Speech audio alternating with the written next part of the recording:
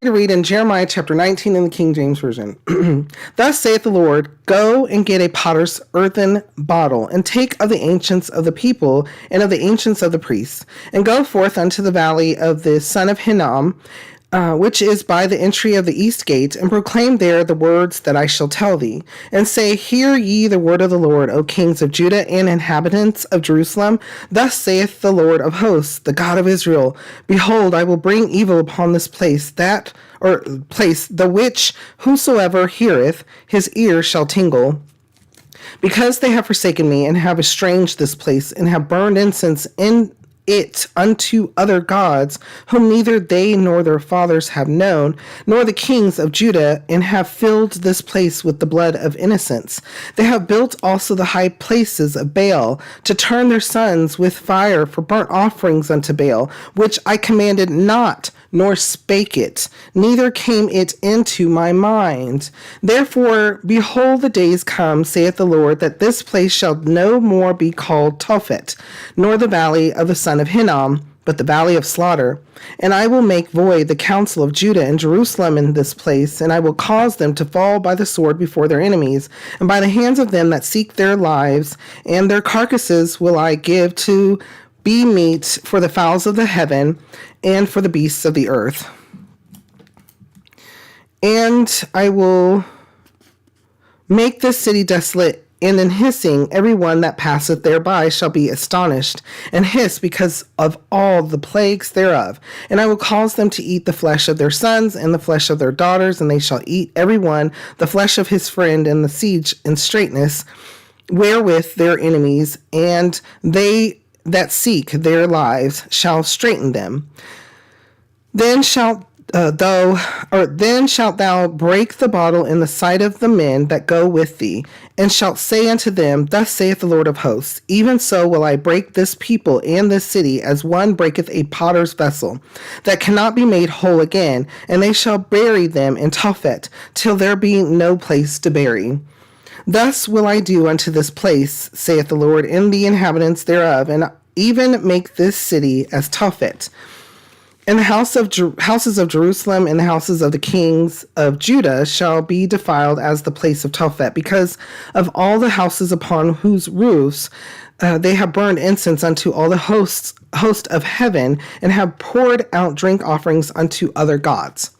Then came Jeremiah from Tophet, whither the Lord had sent him to prophecy, and he stood in the court of the Lord's house, and said to all the people, thus saith the Lord of hosts, the God of Israel, behold, I will bring upon the city and upon all her towns all the evil that I have pronounced against it, because they have hardened their necks, that they might not hear my words. Okay, there's a lot here. Sermon upon sermon.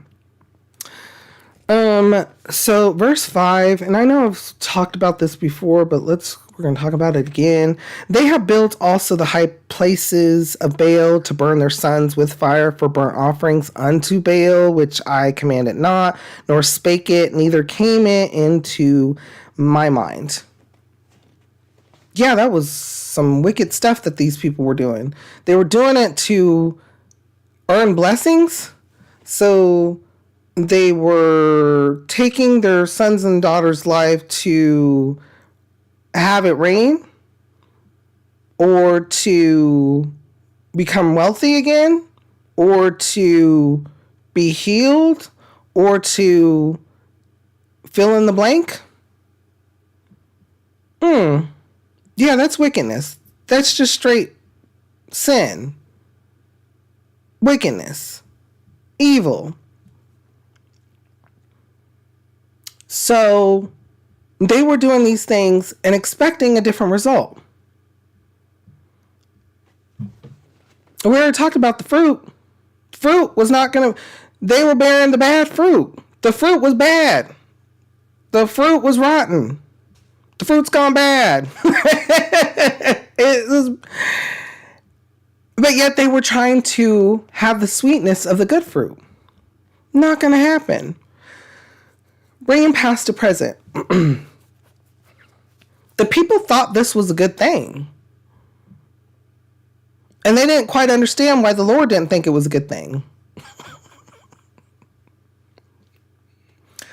Does that happen today?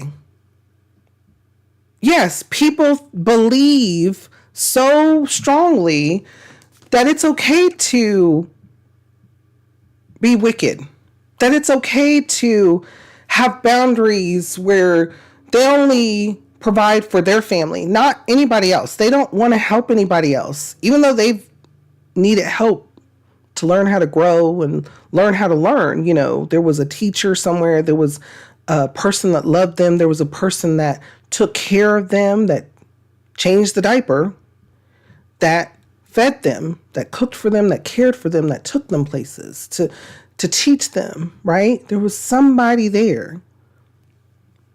Nobody else needs that. Nobody else deserves it either. Do we have that way of thinking today? So much so that they think it's good. They think it's correct. They think it's right. You can't have what I have. You're not me. You're not.